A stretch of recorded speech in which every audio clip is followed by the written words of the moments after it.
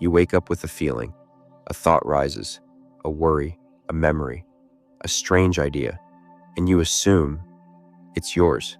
But what if it isn't? What if the thought that just passed through your mind didn't originate from you, but passed through you? What if your mind is not a container, but a receiver?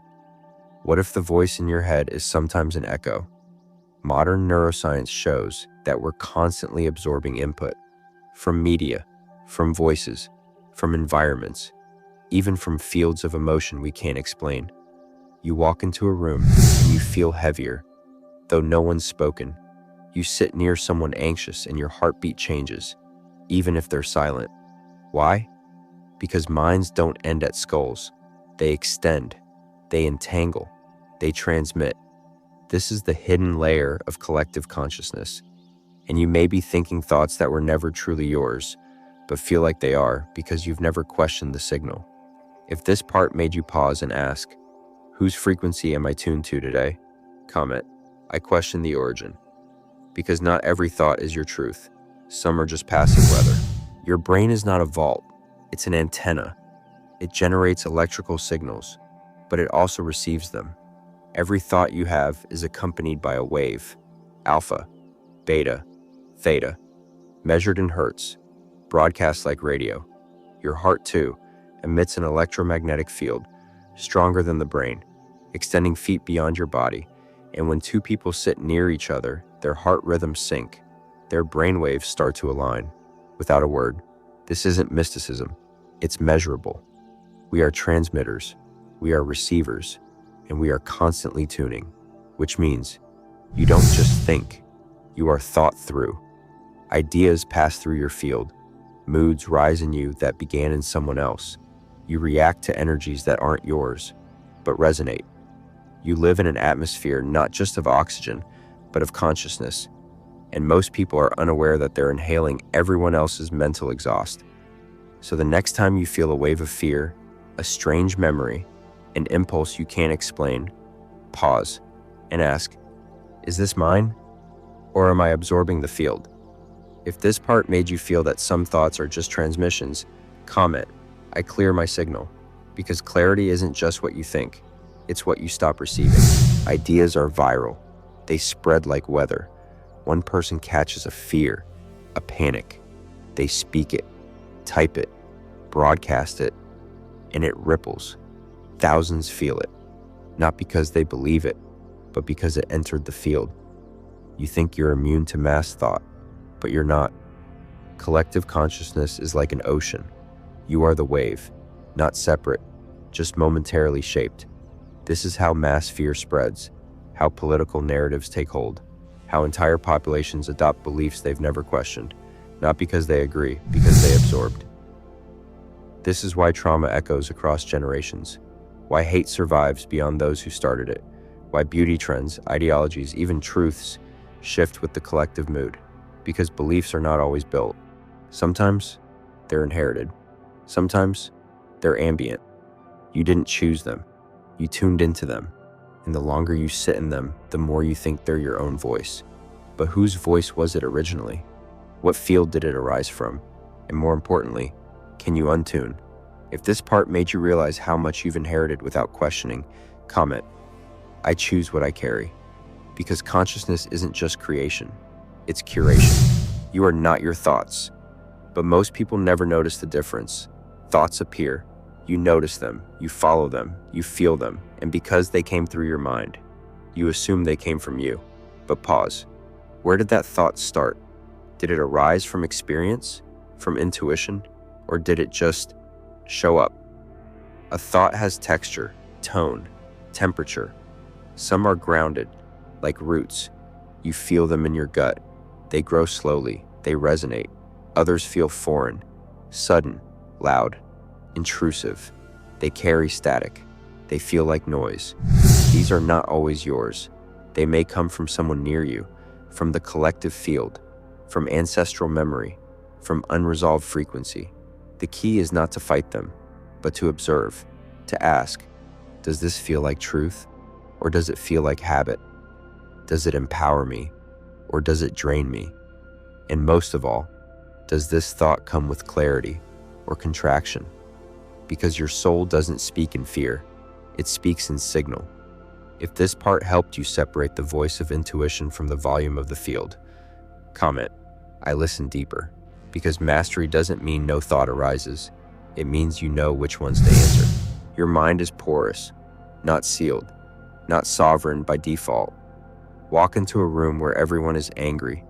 You tense. Your thoughts speed up. You feel defensive, but no one's spoken. Why? Because emotion charges thought, and charged thought radiates. The stronger the field, the harder it is to stay centered. You begin to mirror it, to match it, not because you agree, but because resonance is the default of the nervous system. This is how people get swept into movements they don't understand, how groupthink takes over, how even intelligent minds start echoing madness. Because when the field is loud enough, discernment blurs. This is why solitude is sacred, why stillness is necessary, not as escape, as recalibration. You must withdraw to remember your own frequency. Otherwise, you live your whole life inside someone else's vibration. And the worst part? You'll think it's you. If this part made you remember a time you became someone else in a heavy space, comment, I return to my signal. Because sovereignty isn't built by isolation, it's built by awareness. You don't just absorb the field, you affect it. Every thought you choose not to follow, every emotion you process instead of project, every breath you take in presence, tunes the field. You may not see it, you may not be thanked for it, but the energy shifts. Some people feel this deeply. They walk into a space and sense the static. They feel heaviness in crowds. They cry for no reason.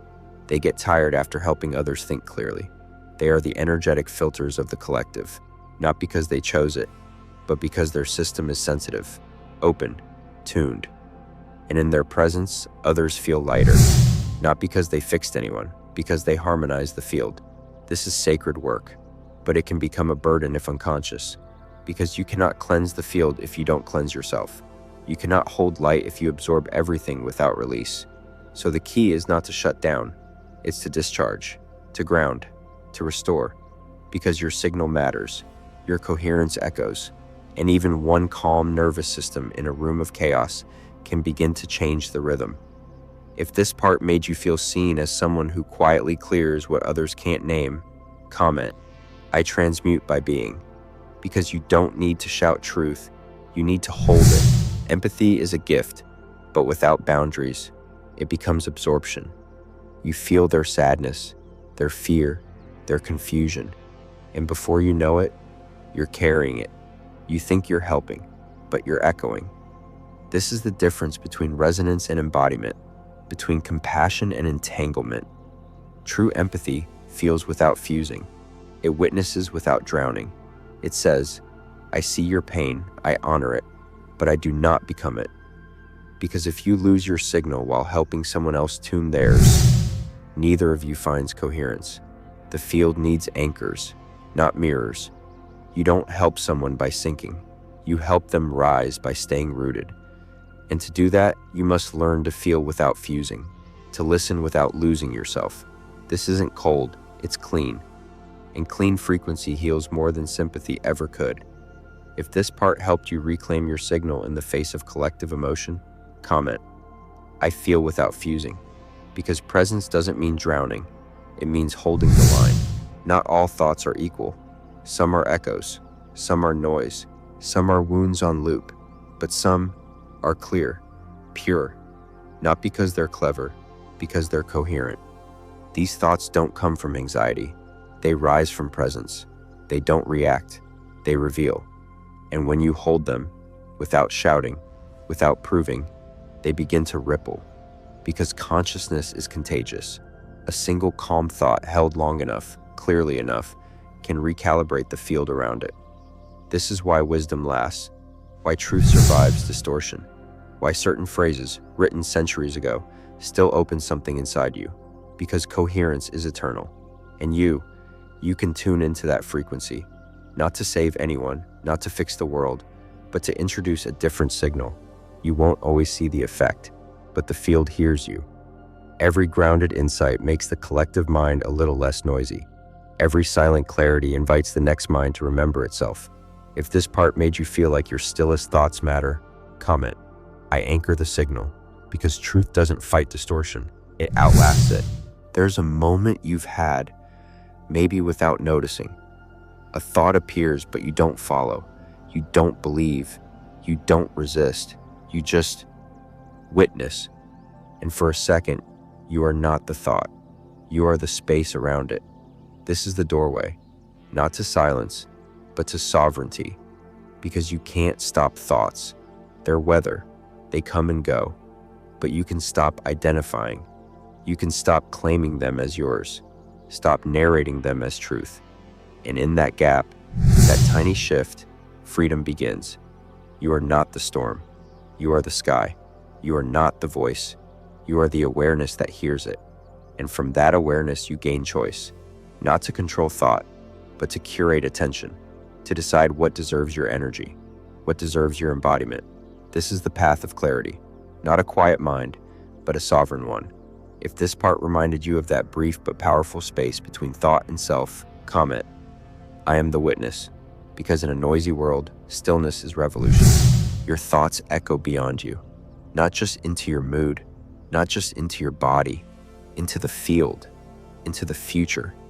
Every time you choose a different thought, a clear one, a kind one, a present one, you shift more than your own path. You shift the terrain. You carve a groove in the collective.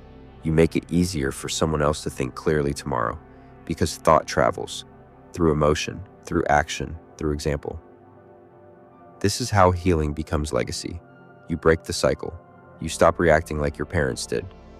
You stop looping inherited fear. You stop performing the thoughts that colonized your mind for years. And without knowing, your child breathes easier. Your student listens better. Your friend stands taller. Not because you taught them, because you rewrote the field. And now they don't have to carry what you let go. This is the unseen gift of inner clarity. It ripples outward, silently, lastingly. If this part made you feel the weight and power of your internal choices, comment, I clear for those who follow, because every thought you free yourself from frees someone else too. You don't need to shout your clarity. You can live it. Because when your signal stabilizes, you become a field, not an idea, a presence, and people feel it. They soften near you. They speak truer around you. They stop spiraling, not because you fixed them, but because your resonance reminded them what coherence feels like. This is not magic. It's entrainment. A regulated system invites others into regulation. A centered mind shapes the shape of other minds. This is why masters don't convince. They simply remain in alignment, in signal. And slowly, the room shifts. You can build this. Every morning you return to stillness. Every time you choose presence over panic. Every moment you interrupt your loops and come back to breath. You're building a field. Not for approval, not for ego. As an offering. Because in a world so full of static, a quiet, grounded frequency is rare medicine. If this part made you feel your presence can shape more than your words ever could, comment, I become the field. Because the most powerful transmissions are silent. Not every thought is yours, but every thought you keep becomes you. You don't choose what arrives, but you choose what stays. And in that choice lies your freedom. You can't silence the world, but you can tune your attention. You can't stop the field, but you can become clear enough to hear through it. Your mind isn't a trap, it's a tuner, and you are the one turning the dial. So choose the thoughts that ground you, that soften you, that open you. Let the rest pass like weather, because if you believe every thought, you become the storm. But if you listen with awareness, you become the sky, and the sky doesn't argue with clouds, it just lets them move. So breathe, return, choose again, not perfectly, but clearly. Because clarity isn't control, it's presence. And presence is how you remember that the only real thought is the one you choose to give life. If this journey gave you back your signal, comment, I choose what lives in me, because in a world full of voices, your silence is your sovereignty.